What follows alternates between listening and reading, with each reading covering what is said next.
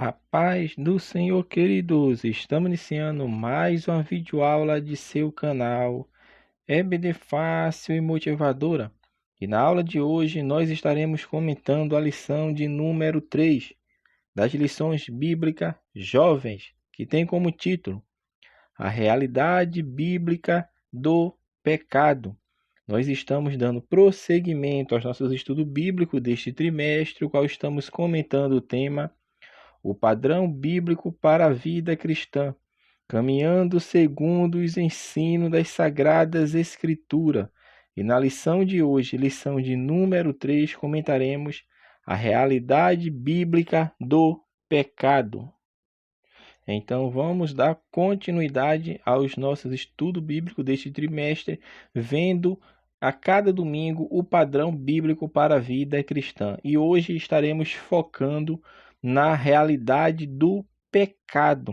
Iremos ver biblicamente e também extra-bíblica, ou seja, extra-bíblia, o que se tem de definição de pecado. É claro que nós vamos pautar tudo que nós vamos falar à luz da palavra de Deus.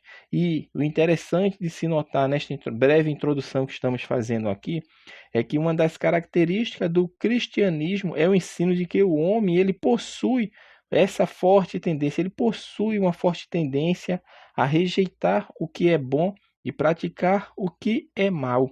E essa prática do que é mal é o que nós chamamos de pecado, algo que faz com que nos afastemos de Deus e sejamos condenados a uma existência de conflitos com aqueles que nos cercam e com aquele que nos criou nesta vida e ao inferno na eternidade. Então este é o destino final, que vai ser outra lição também que iremos comentar, mas nessa lição também estaremos pincelando sobre este assunto. O tópico primeiro, o autor vai falar o que é pecado, vai falar de conceitos extrabíblicos sobre o pecado. Uma das características do pecado, isso biblicamente falando, por enquanto, biblicamente falando, nós sabemos que uma das características do pecado é o obscurecimento do entendimento humano.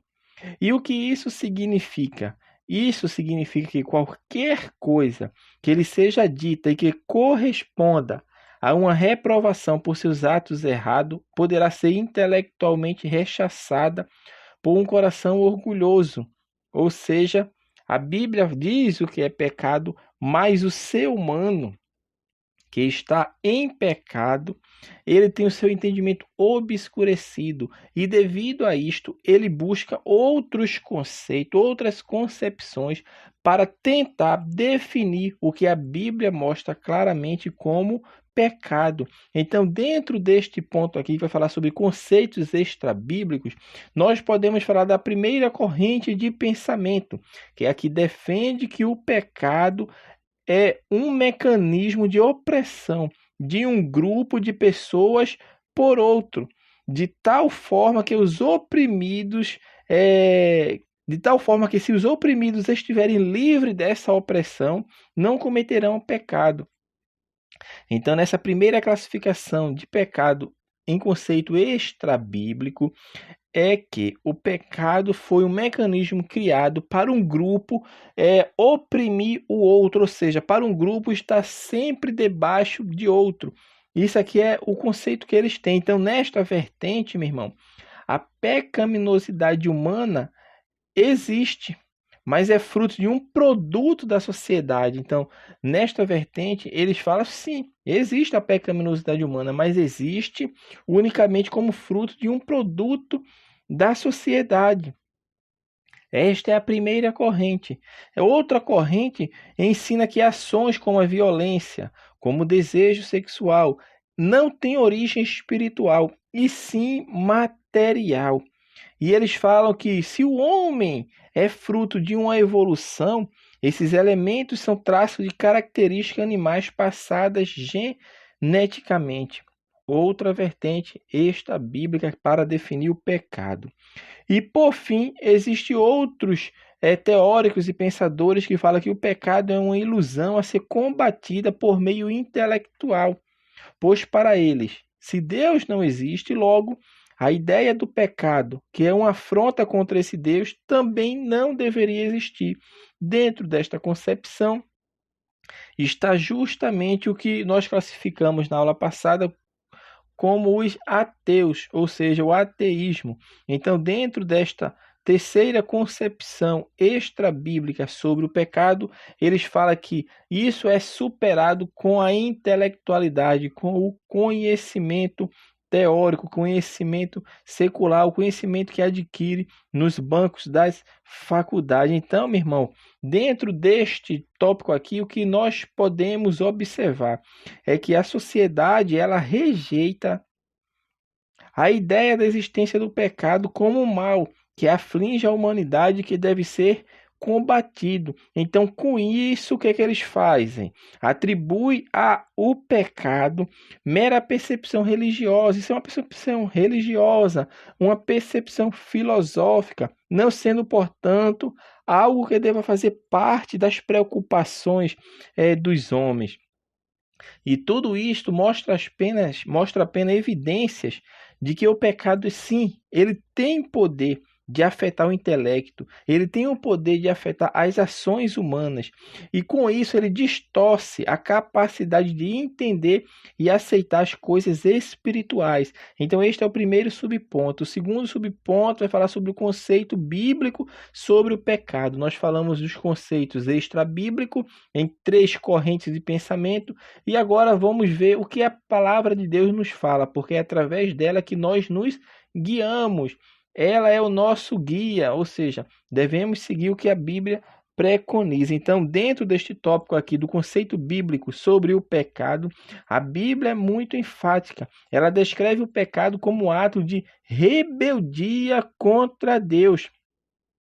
E pecado, ele não é somente alguma coisa contrária ao que Deus disse que o homem não deveria fazer, mas é também algo contrário ao que Deus não quer que o homem faça, com base nos princípios revelados. Olha que definição é esta aqui que o dicionário Wycliffe coloca para a gente, porque ele está afirmando que pecado não é apenas Deus dizer ao homem o que o homem não deveria fazer, mas também algo contrário ao que Deus não quer que o homem faça, ou seja, então aquilo que Deus não quer que o homem faça e ele fizer, ele está cometendo pecado, é desobediência, rebeldia. E também aquilo que Deus quer que o homem faça e ele não faz, está cometendo pecado. Então, se Deus manda e não faz, comete pecado. Se Deus não manda e faz, comete pecado. Isso aqui estamos falando de atos contrários ao que está preconizado na palavra de Deus. Quando a gente fala que faz aquilo que Deus manda, no caso é seguir os preceitos de Deus, o que está estabelecido nas Escrituras. Então, quando o homem segue isso, ele está dentro do padrão bíblico estabelecido por Deus. Agora, quando ele deixa de fazer, ele saiu errando o alvo, que é o significado ao pé da letra da palavra pecado, que é errar o alvo, como nós utilizamos costumeiramente.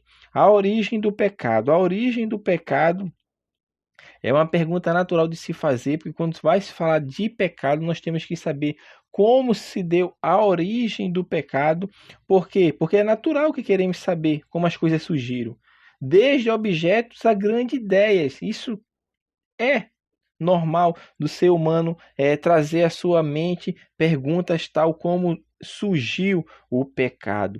Então, nós, pelas Sagradas Escrituras, sabemos e entendemos e compreendemos e cremos que o mundo foi criado por Deus e que nós também fomos criados por Deus. Ocorre que uma das criaturas que Deus criou, que no caso é o Satanás, mesmo dotado de proximidade da glória de Deus, o que ele decidiu? Ele decidiu que seria mais ou seria semelhante ao Altíssimo, subir acima do Altíssimo. E por isso ele foi retirado de sua condição de perfeição, tornando-se a fonte de todo o mal. Então, neste ponto aqui, a origem do pecado não foi com Adão e Eva. Aqui, o Adão e Eva houve o pecado da humanidade, mas o pecado gera uma realidade no mundo espiritual. Por quê?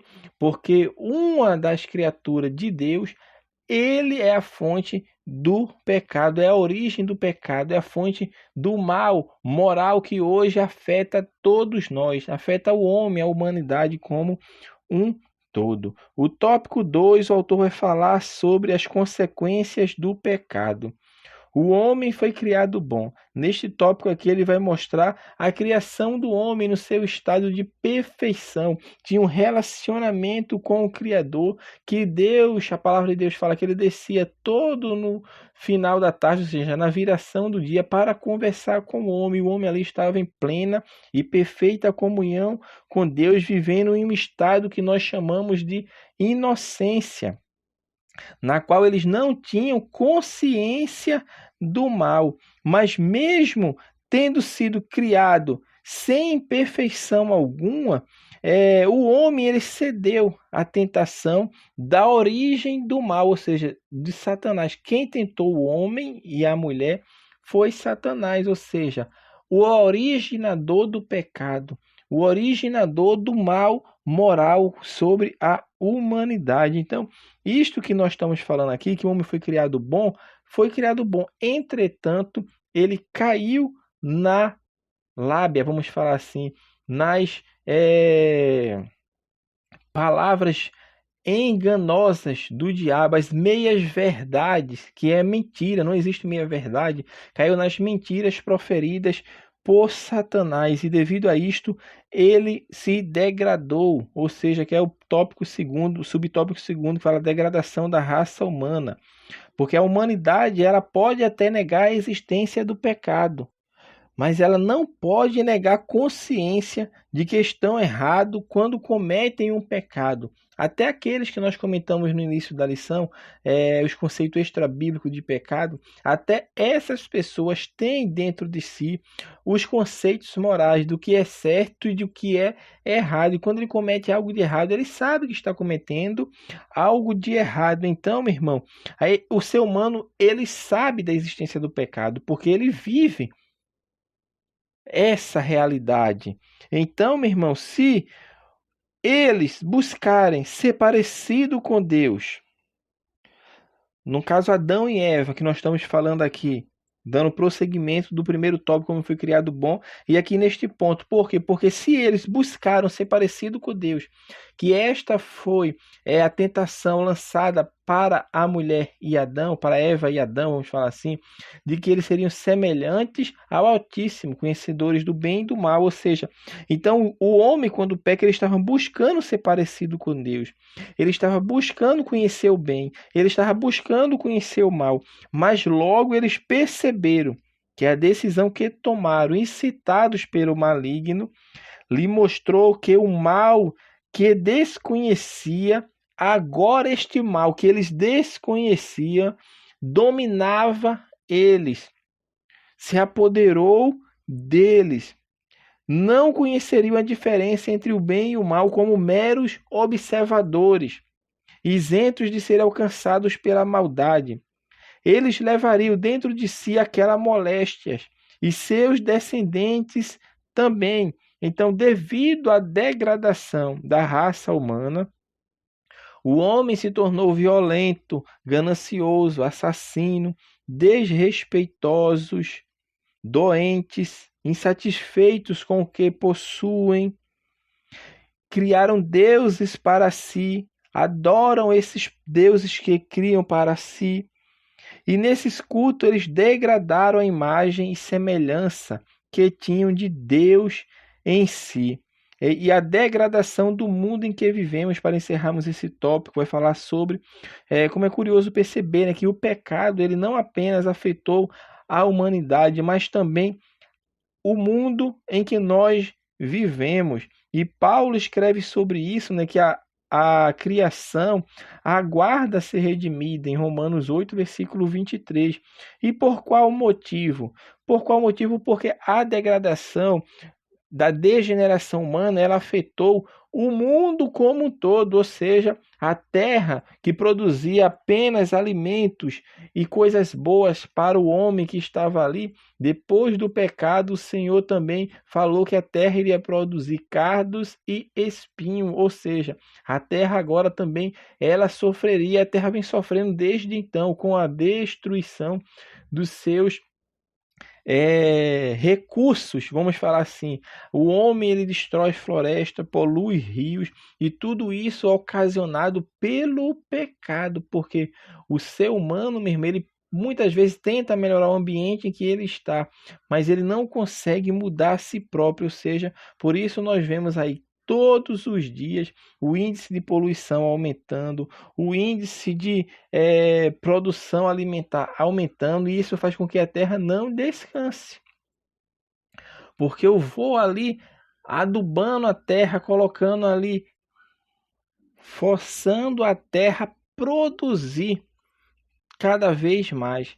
E se a gente falando disso, a gente percebe isso, que até a nação de Israel, a punição deles ser levada em cativeiro, um dos motivos foi justamente esse, de não deixar a terra descansar.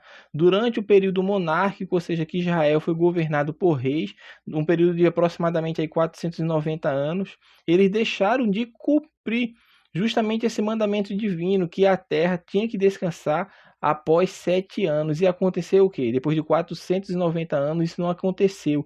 E dentro desses 490 anos, quantos anos a Terra tinha que descansar? De 7 anos, se nós fizermos o cálculo, vai dar 70 anos, que foi justamente o tempo do cativeiro que eles permaneceram longe de Israel. Justamente o castigo que Deus deu a ele por eles não obedecerem o mandamento divino. Então a Terra, ela sofre também com a cobiça do ser humano, com o ser humano tentando forçar a terra a produzir cada vez mais. Então, isso mesmo é a degradação do mundo em que nós estamos vivendo. E para encerrarmos nossa lição, o terceiro subtópico vai falar sobre consequências para quem comete o pecado.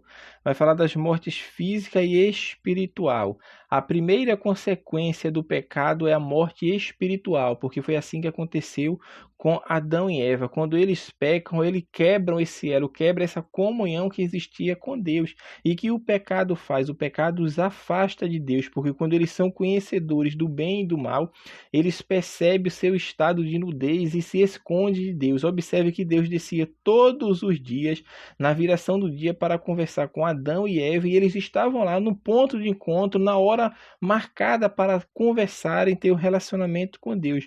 Mas a partir de que eles pecam, quando Deus desce ao jardim para falar com Adão e Eva, conversar com eles não estão no ponto de encontro. Por quê? Porque agora eles estão escondidos, tiveram vergonha de Deus. E o interessante disso é justamente o que a Bíblia nos mostra, que o pecado ele afasta o homem de Deus, o pecado deixa o homem morto espiritualmente. Por isso Paulo, quando escreve aos Efésios, ele fala que nós estávamos mortos em nossos pecados e em nossos delitos, mas Deus, pelo seu Espírito Santo, nos vivificou, ou seja, o espírito do homem ímpio, pecador, que está distante de Deus, é morto espiritual, até que a ação do Espírito Santo venha agir em sua vida e ele responda afirmativamente ao chamado de Deus, ele está em uma condição de morto espiritualmente.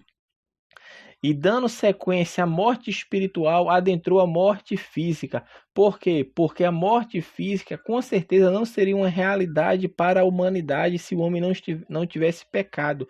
Mas com o pecado adentrou também a morte física. E foi justamente isso que acometeu os primeiros habitantes da terra, que não compreendiam e não entendiam. Por quê? Porque foi uma realidade que bateu na vida deles, ou seja, a morte. Isso aconteceu de forma prematura, porque a primeira morte registrada nas Sagradas Escrituras e a primeira morte que aconteceu na humanidade foi um assassinato, algo que eles não esperavam acontecer. E por isso, quando Salomão está escrevendo os seus provérbios, ele fala que é melhor ao homem ir para uma casa onde há luto do que uma casa em que está tendo banquete, porque numa casa onde há luto, o homem ali começa a refletir. Porque você vai perceber isso quando você vai para um velório, para um enterro, você percebe no seu ser, a sua alma, o seu espírito dentro de você, como se estivesse falando ao seu coração, e você vê aquela pessoa ali naquela num féretro, né, num caixão ali morto, e o seu espírito é como se dissesse para você: não foi para isto que o homem foi criado, mas essa realidade adentrou devido ao pecado, porque você está vendo ali uma pessoa igualzinho a você partindo, e você nunca mais verá aquela pessoa aqui neste mundo físico, porque ela morreu, e isso é a consequência do pecado. O pecado do ser humano, ela gerou morte espiritual e morte física. O homem morre hoje, enterramos nossos entes queridos, nossos amigos, devido ao pecado a que ainda nos comete. Mas um dia isso não existirá mais, porque estaremos com Cristo. E certamente iremos falar disso em lições posteriores. Mas por enquanto nós temos que entender que o pecado, quando adentra o mundo, primeira consequência, morte espiritual. O homem perde a comunhão com Deus. Segunda consequência, morte física. O fim da existência nesta vida aqui. Não é que o homem deixe de existir, não. Ele sempre existirá, porque ele é composto de três substâncias: corpo, alma e espírito. O corpo vai para o pó, mas o espírito e a alma vão aguardar até a volta de Cristo. Por quê? Porque aqueles que morreram em Cristo ressuscitarão para Cristo, mas aqueles que morreram sem Cristo ressuscitarão para sofrer a condenação eterna, que é justamente o segundo subtópico final desta lição, a perdição eterna. A perdição eterna é a consequência daquela pessoa que passa pela morte física sem decidir aceitar a Cristo. O que nós estamos falando com isso? O homem, ele morreu espiritualmente e fisicamente. Ele vai morrer fisicamente um dia, sim, nós que somos vivos. Entretanto, a morte espiritual, ela é revertida. Por quê? Porque Cristo veio para nos dar vida. Deus deu a solução para o homem, que ele voltasse a ter comunhão com Deus, que ele voltasse a ter comunhão com o Criador. E esta comunhão, ela é obtida através de Cristo. Então, o homem em vida, ele tem a oportunidade de se decidir para Cristo, ou seja, aceitando a Cristo, agora ele está em comunhão com Deus. Ele agora está novamente seguindo os caminhos traçados por Deus, porque agora ele está pautado naquilo que Deus quer que ele esteja. Então ele está alinhado, a sua vida está seguindo o padrão estabelecido pela Bíblia. Entretanto, o homem que não dá crédito à palavra de Deus, não ouve as Escrituras, não segue os mandamentos divinos, nem aceita Cristo, porque o único caminho para se salvar da perdição eterna é através de Cristo, ele vai para a perdição eterna. Porque um dia, morrendo sem confessar a Cristo, segue-se ao juízo. É assim que a Bíblia fala, que depois da morte segue-se ao juízo. E este juízo, meu irmão, que Deus está falando, é justamente a perdição eterna, porque depois que morreu, o homem não tem como mais tomar uma decisão, porque quando ele morre, o véu é desvendado, certamente ele percebe a realidade espiritual, porque o seu corpo padeceu, mas seu espírito e sua alma permanecem ativos, e naquele momento ele vai perceber que a oportunidade que tanto ele teve foi lançada a ele em vida, ele desperdiçou. Isso é o que nós chamamos de perdição eterna, é viver eternamente longe de Deus. Então isso é uma coisa séria, meu irmão, e tudo isso devido ao pecado que adentrou ao mundo. Se o homem não tivesse pecado, estaríamos em estado agora de plena perfeição, em plena comunhão com Deus, em pleno relacionamento com Deus, vivendo ausente do pecado, que esta é uma realidade que irá acontecer futuramente, certamente sim, porque quem está em Cristo, ele está agora isento, ele está livre da condenação do pecado, mas ainda sujeito ao pecado. Mas quando Cristo transformar todas as coisas, inclusive os nossos corpos abatidos, nós que estivermos vivos seremos transformados, e os mortos em Cristo ressuscitarão para viver com Cristo. Agora, a ausência de pecado na nossa vida, o pecado não mais estará aqui nesta vida, porque estaremos em corpos transformados. É o que a Bíblia chama o que nós chamamos de estado perfeito. A ausência de pecado. É os anjos que escolheram Deus, hoje eles estão nesse estado de ausência de pecado, eles não pecam mais. E não tem essa possibilidade mais, porque já tomaram a sua decisão. Por isso, os anjos que se rebelaram contra Deus estão em perdição eterna, e o que escolheram estar com Deus estão em salvação eterna. Esta condição nós iremos alcançar quando passarmos dessa vida. Se morrermos em Cristo, estaremos para sempre com Ele. Mas se morrermos sem Cristo, estaremos para sempre sem Ele. Mas enquanto Deus deixa a porta da graça aberta, na dispensação da graça a qual nós estamos, Deus chama a todos para que venham a se arrepender e se converter dos seus maus caminhos, entendendo que o homem é pecador e ele necessita de um Salvador. E esse Salvador é Cristo Jesus, que foi justamente o Filho de Deus enviado para este mundo para trazer salvação eterna para cada um de nós. Então, assim nós estamos encerrando a lição de número 3, a realidade bíblica do pecado. Que Deus abençoe os irmãos e até a nossa próxima aula, se assim o Senhor permitir.